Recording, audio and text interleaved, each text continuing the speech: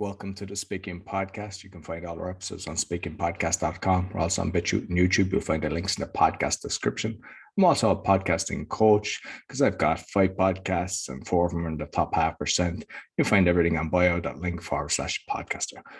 I'm looking forward to this conversation today because I always enjoy talking to fellow podcasters, but also he's a blogger, he's an author, and he's living a very interesting life. Please welcome Dan Clouser.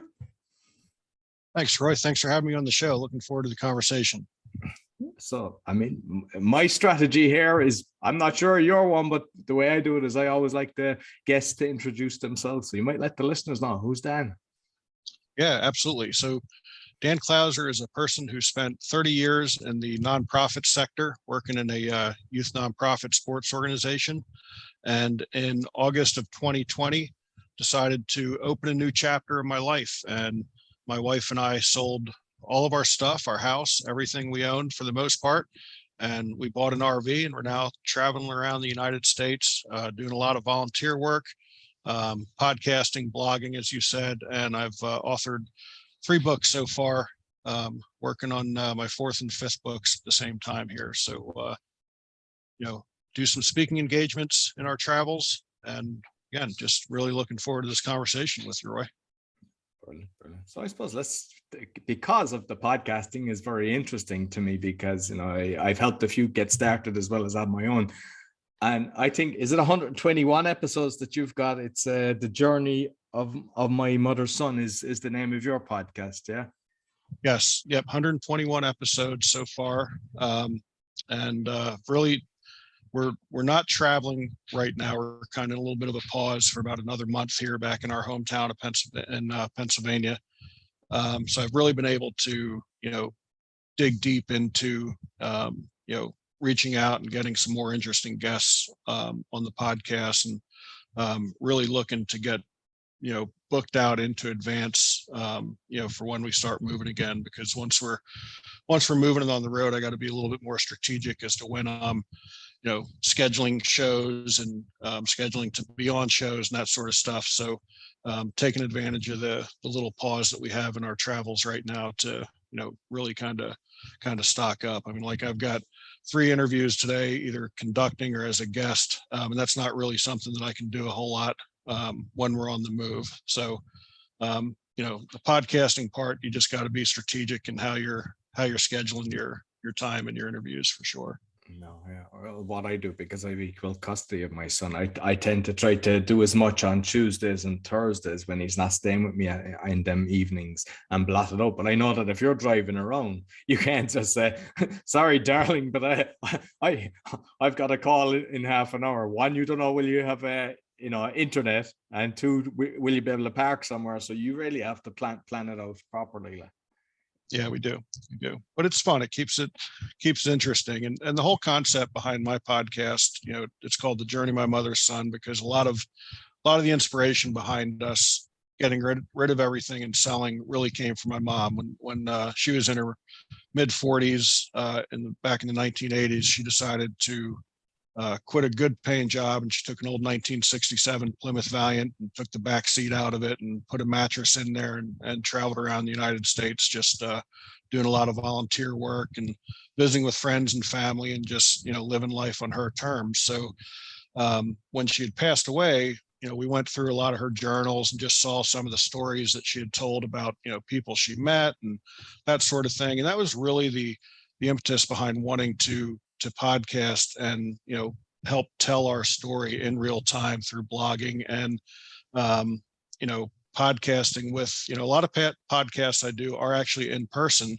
in our travels as well, of just people that we'll meet in a campground or people that we're volunteering with on a project, and, being able to tell their stories, because I think everyone has a story, and I think they can all be incredibly inspiring. So that's really the concept behind why I wanted to continue podcasting. I'd done podcasting for our organization, but really my involvement in the podcast was just conducting the interview. I had no idea how the background worked, how it got into the interweb, none of that stuff. I just sat down in a studio, did an interview, left, and a week later I got a link to to go out and share it. So But it was something I really enjoyed, was sitting down and having conversations with people and learning about them and allowing them a platform to tell their stories. So when we decided that we were going to start traveling, that was something I wanted to do. So I went to my producer at the time and another friend of mine who does a podcast, and they kind of showed me the back end of how things work, and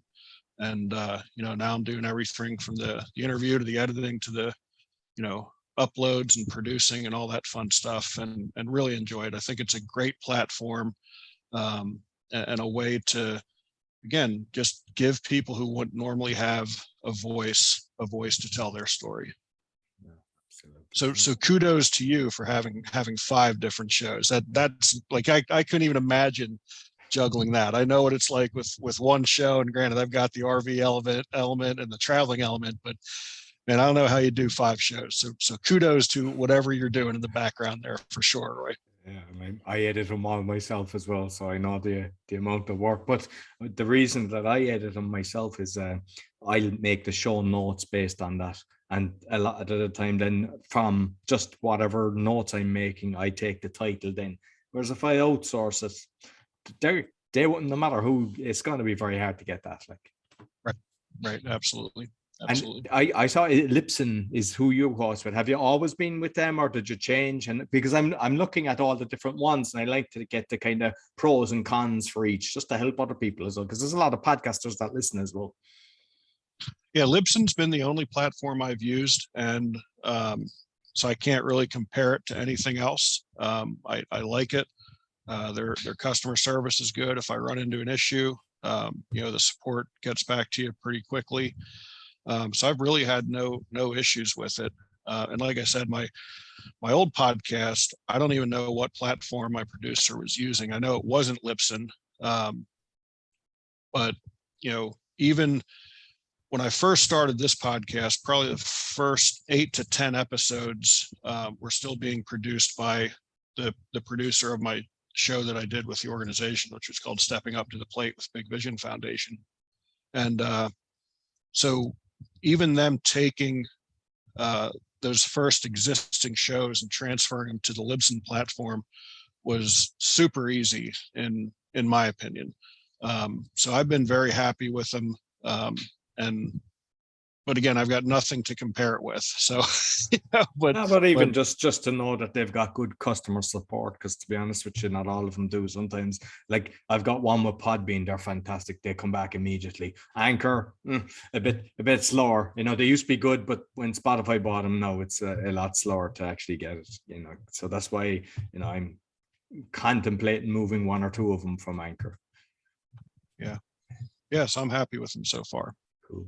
So you're doing the blogging. How long have you doing the blogging, and have you found that it's helped with your audience as well for your podcast and other stuff that you're doing, the speaking as well? Yeah. I mean, I've writing has been part of my life since I was young. I mean, when I was like 10, 11, 12 years old, I used to handwrite a little newsletter for my brother's adult soccer team. He's 9 years older than me. So we'd lived in Florida at the time. He was playing in this adult soccer league. And I wrote this just on notebook paper, front and back, a little newsletter that I would, hand out to the players and their wives and girlfriends before each game. And then they'd read it. And it just really was something that I was enamored with. I loved, seeing reactions of people reading what I wrote. And, at 10 or 11 years old, it probably wasn't all that good, but I still got some really good reactions. I mean, I guess, on a sliding scale, maybe it was pretty good for a 10 or 11-year-old, but I don't know how it looked today. So writing has always been something that I've enjoyed. I mean, even, with my organization, we would publish a newsletter, and I did a lot of the writing in the newsletter. I published my first book in 2012. I republished it with 10 new chapters. It came out last July of 2021. And then my third book, which is The Journey of My Mother's Son, Volume 1, same name as the podcast, came out just this past May. So I really enjoy writing, and I understand the way it can speak to someone's heart. and you just kind of throw it out there. So kind of a long answer to your question. Yes, I found that the podcasting and the blogging, that it's all kind of intertwined, to create, what we're doing on this journey. So yeah, they definitely feed off of each other, where, I'll get some people say, oh, I listened to this podcast, and then I went back and I read this one blog, and vice versa. So it definitely feeds off of one another for sure. And just with the books then, because I'm, a lot of the guests are authors, and I'm curious about self-publish or a publisher. Just curious what way you've done it, because I see a lot of the publishers tend to shaft the authors. Yes. So I self-published, I used a publisher, I'm back to self-publishing at this point. And I think a lot of that, I love music as well. I'm not a musician. I play harmonica a little bit. But that's something I've noticed as well, where you talk to a lot of independent music artists, and they're like, you know what, I don't want a label, because, a label is going to try to, like, I'm an artist and I want to put my work out there without someone else trying to polish it up strictly to monetize it. Like, I'm an artist, and I think, as a writer, it's the same way. It's a form of art. And I had some issues with my most recent publisher as far as getting royalty payments on time and some stuff like that. And I just came to the conclusion that, you know what, at the end of the day, this is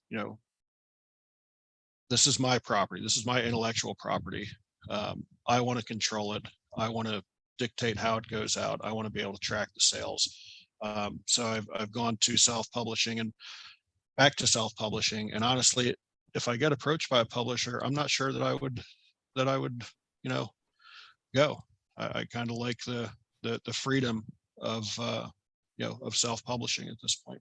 And the reality is, like, you're doing all the promotion. So a lot of people think, oh, I've signed with a publisher, they're going to do all the marketing, and I'm going to be in thousands of bookstores, and I'm going to get a fortune. Like, most of the people I talk to, between 50 cents and $1 per book, and they expect you to do the marketing. So if you're self-publishing and you're on different people's podcasts or doing your own, you're making maybe $5 more. I mean, I know you can print books for $1 if you go to the high numbers, like, so you can make a lot more, which in turn, because there's a lot of work. I mean, I've written books myself, and there's a lot of work to it. It's not something that you just do overnight. Like, I know some people say, yeah, you can do it in 7 days or 30 days, but the reality is, when you want to do a decent book, it takes a lot longer. Yeah. And it's true. The publisher's not really doing a whole lot of marketing. And even some of these big name, books, that once they're published and, they hit the New York Times bestseller list overnight almost, the publisher is not really doing anything. It's generally because they've got an author who's already got millions of people on their platform and following. So, the minute that person publishes a memoir, people are flocking to the store to get it. And the publisher really did very little marketing in even a situation like that. So, when you really weigh everything, the sales are dependent on me, and obviously that goes hand in hand as well with, speaking engagements obviously help increase sales and stuff like that. But you're literally, when you self-publish, I mean, you're literally selling one book at a time, with, every podcast you appear on, you're kind of marketing the book to an extent. Everything you do in social media, you're kind of marketing it to an extent. So it really is grassroots way of going out and, gathering those sales. So I've had loads of different speakers on my show, but never a person. I don't know, would you call it like a nomad? I call it yes sane, because it's more positive. But like, the reality is, you're based as an RV. How have you kind of found to, I suppose, get on stage, and just do you kind of work out a schedule and go to them different resort areas, or how does it work? Yeah. So if there's enough demand, we'll schedule our travels around where where the speaking comes up. So, we're never booked that far in advance ourselves that I can't, it's not like generally people are booking you for, to come speak 2 weeks out. You generally have some time to make that adjustment. So, yeah, I mean, that's the nice thing. It's like, look, you don't need to worry about airfare for me or anything like that. Just tell me where I need to go, and we'll drive there. Just make sure you got enough parking in the parking lot for a 33-foot RV, and we're good to go. So it gives the flexibility, and I love actually referring to it as the nomadic life. I don't have any issues with that as well at all, because that's really what it is, and it's an incredible lifestyle. You can, one day you can have, mountaintop property, and the next day you can have beachfront property, and it's incredibly liberating and freeing for sure. So absolutely love the lifestyle, and it allows me to do things that we've never been able to do before. And I mean, I want to delve a bit into your speaking thing, but I think because there's a lot of people that actually like that lifestyle, and there's from what I'm witnessing, there's a lot more turning to kind of living in RVs or mobile homes and stuff like that, traveling around. It's what's the pros and cons? Because obviously you said you're 2 years into it now, and it's great that your partner is involved. And I know I read about your dog as well, that or I've listened to one of your shows, you've overcome the. But like, what's the pros and cons of it? Like, that people that might be contemplating doing it. The the pros are, again, it's very freeing, very liberating.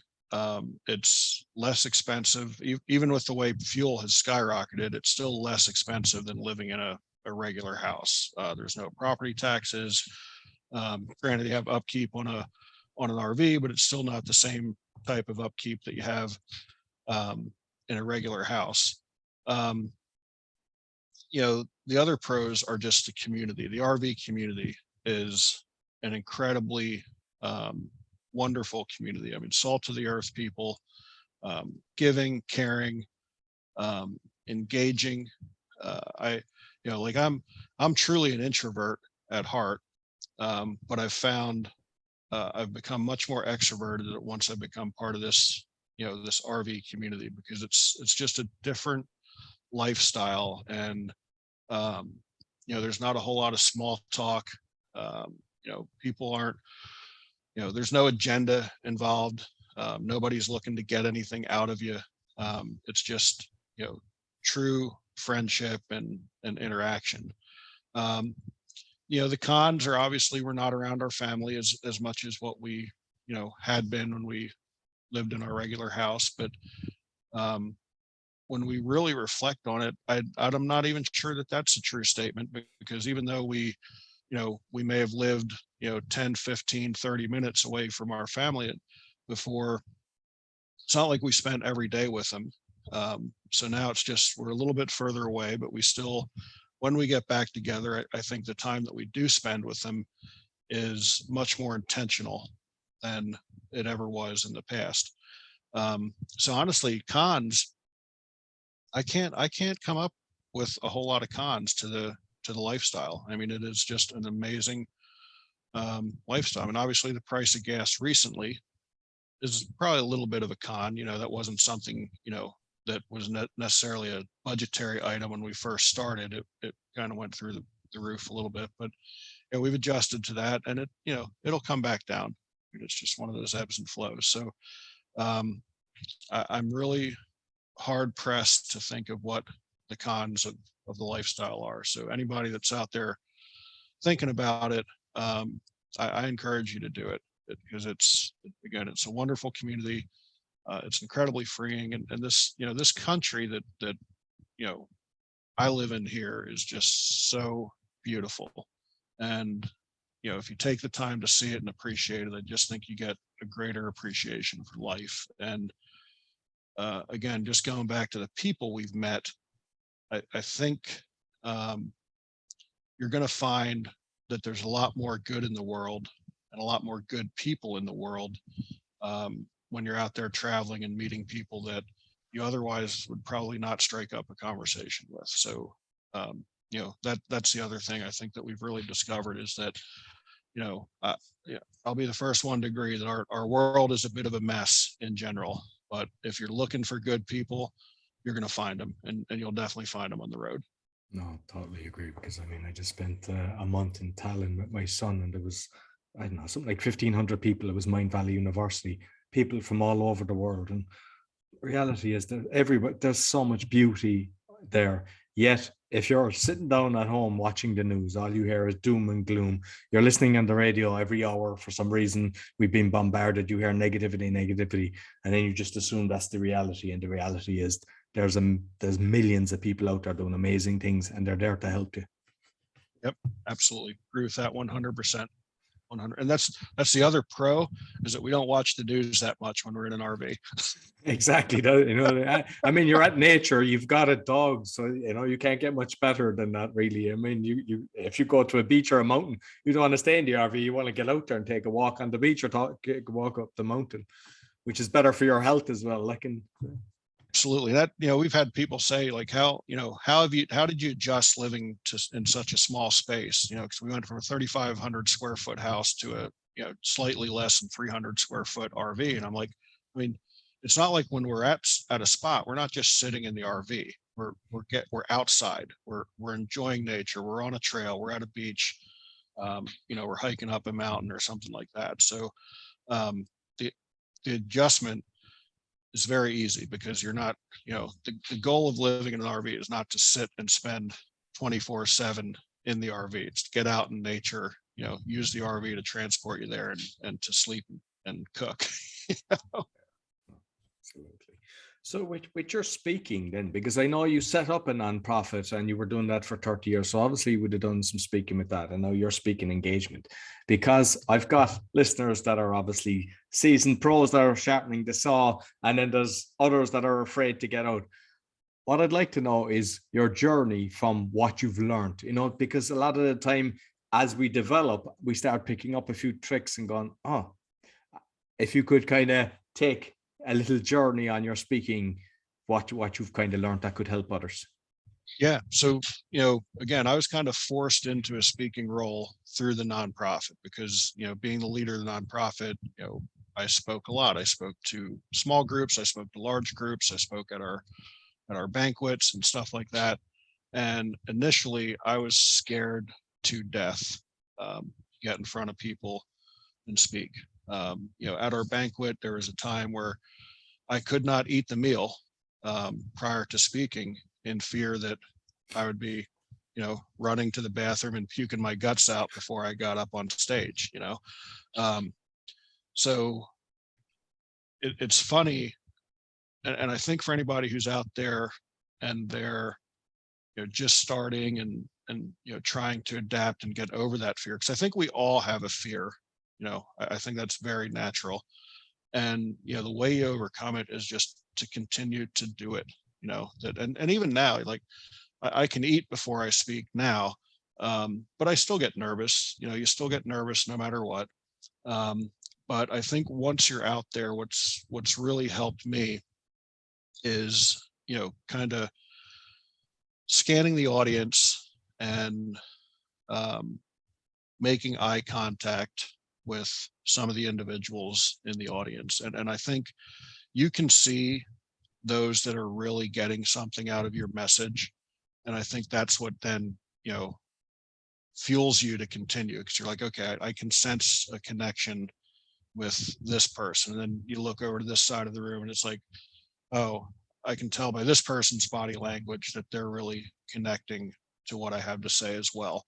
And for me, that's been the thing that's really, fueled me and helped me as I'm, speaking, is just, again, scanning the room and making contact with, different members of the audience and seeing how you're connecting with them while you're speaking. So again, just on that, that's like I look at that as a positive mindset, because I remember one time I done an open mic TEDx, and the guy before me, he told me, he said, don't concentrate on anyone that's not engaged. Look at the people that are supporting you and that are there. And I did. And I remember there was a guy just sitting there, like I'd say he was, but if I had put my attention, but I know some speakers, they put their attention on if someone's on their phone and they forget about the people that are actually benefiting from it. So when you look around, you go, wow, these guys are really getting it. It's your own positive mindset reinforcing what you're doing, which encourages you to give more to the people that are, engaged.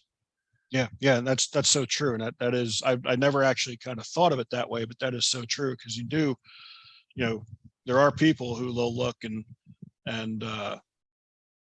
they'll get caught up in, the one or two people that aren't engaged, the guy that's kind of dozing off or on his on his phone or whatever. But those are so many times the minority, but yet as humans we get caught up sometimes in that negative minority, where like 2 out of 200 people could potentially not be engaged, but yet those are the 2 you want to go back to. And that ends up drawing negative energy, where if you're looking at those that you're engaging with and that you're connecting with, you're feeding off that positive energy for sure. Absolutely. And like, you've done some workshops as well, do you still do that, or was that kind of more when you were doing the nonprofit? It was more with the nonprofit, but it's certainly something that I'm available and open to do, for sure, because I do like those kind of smaller settings, because you do get a lot more interaction in those settings. Because when we used to do workshops, it was really they were very interactive and a lot of give and take. They were coaching workshops, but it was all about involving the people who were there in the workshop. It wasn't just a PowerPoint presentation and you standing up there and talking for 45 minutes. It was a lot of back and forth. So I really did enjoy the workshops, and it's not really that I haven't done many since we started traveling, not because I don't want to, just because the opportunities haven't arose. So it's definitely something I would be, very open to, and would very much enjoy getting back into doing some more workshops than what I'm doing right now. And like, obviously you've done 30 years with the nonprofit. Is there still times that you're doing speaking for kind of nonprofit companies in your 2 years recently? Yeah. We actually volunteered at a nonprofit faith-based drug and alcohol rehabilitation center down in Beaumont, Texas, called the Dream Center, and I spoke there a couple times while we were staying there, and that was very enjoyable. I mean, nonprofits are always going to have a special part in my heart. It's just being part of that world. I mean, being someone who started it and built it from scratch. I was 20 years old when I started my organization, and I never would have guessed at that time that it would have, gone on to live for, 30 plus years at that point.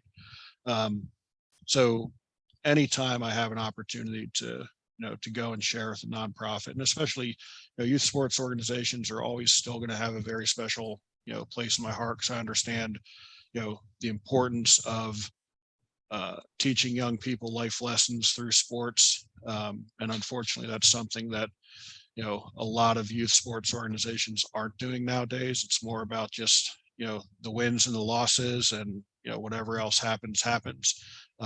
So anytime I can,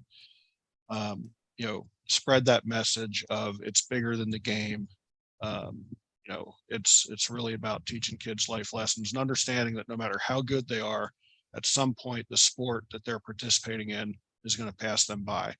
And in that case, they're now going to have to figure out how are they going to become productive members of society. So if you're not teaching them that as a coach, you're failing them in the long run. I always love when a speaker is actually, giving back, because, sometimes there's plenty of speakers out there doing different things, but I think, when you've got a skill set to do something that kind of makes the world a better place is what's the most important thing. Yeah, definitely. I agree. So you have the 3 books. You might tell people the name of them. What's the other 2 that you're planning? Is it a continuation of that? Yeah. So the 3 books that are out now is the Beauty of a Diamond Through the Eyes of a Coach, and then The Beauty of a Diamond Through the Eyes of the Coach, new edition. So the first edition you can only get used at this point. The second edition with the 10 new chapters you can get on my website or through Amazon. And then the third one is The Journey of My Mother's Son, Volume 1. And then the two I'm working on right now are The Journey of My Mother's Son, Volume 2.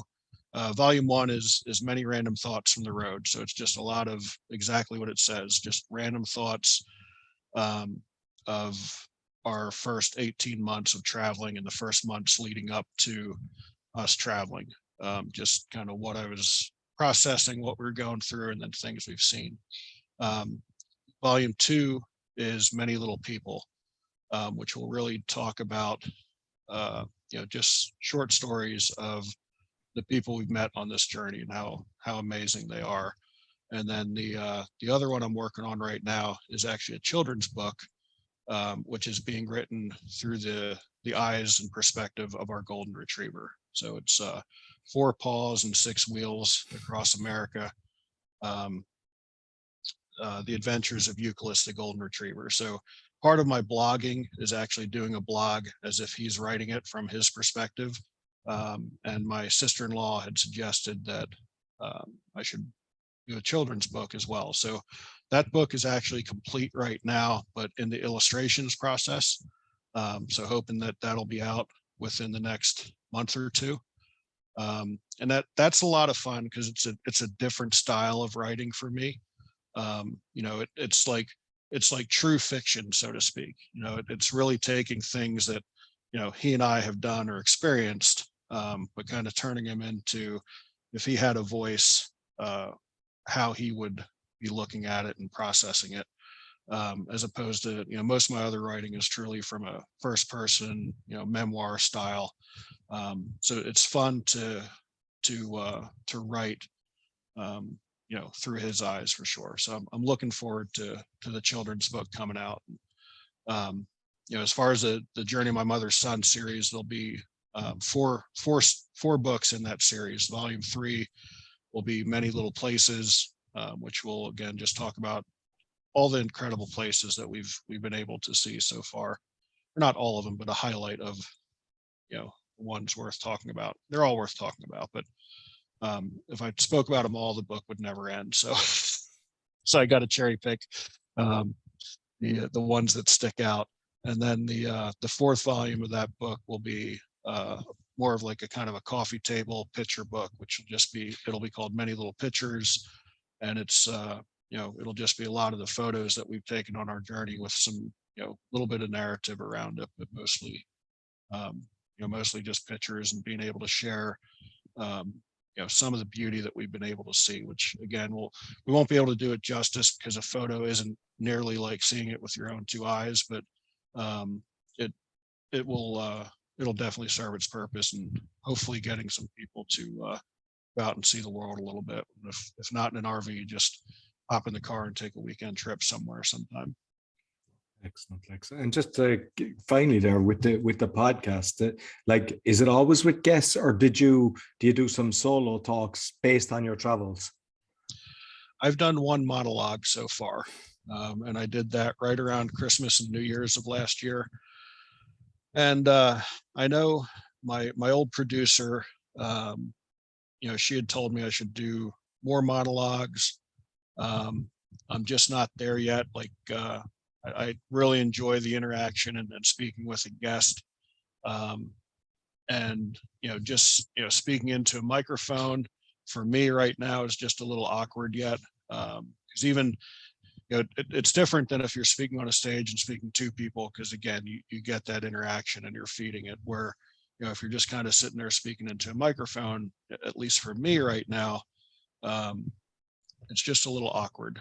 And I'm not there yet. So the fact that I've done one so far is actually a big break in its own right. So as soon as I'd produced that, when I sent my old producer a link, I said, well, I finally took your advice. And she was like, yay, hopefully there's more to come. But that's been, 7 months now. So we'll see. We'll see. I normally do them for the first episode of each podcast, and I don't like them either. I just kind of, it's like Billy No Mates, it just feels strange. I wouldn't be reading it, but I prefer the interaction as well. It's a lot better. And just curious on your books, did you do the audio and did you do it yourself? I have not done audiobooks for them, but it is definitely something I've been thinking a lot about. And I think someday maybe I will. And if I do, I would actually want to do it myself. Like I really would. I just think again, because my style of writing, it's me writing. So I think the proper narrative would be, through my voices as well. So it's definitely something I've thought about, because I know audiobooks are really becoming all the rage. So it's definitely in there turning that I may need to, sit down and get to a studio and do that. Yeah, no, I definitely think you should, because I know you get a lot more, listeners of not only the book, but then they'll follow up with the podcast as well, because they like your style and everything. So, no, listen, Dan, thoroughly enjoyed our conversations. You might let people know how can they get in contact with you. Yeah, just go to my website. The address is journeyofmymotherson.com, or you can just go to danclouser.com. They both go to the exact same site. Everything you need to know about me is there. My blogs are there.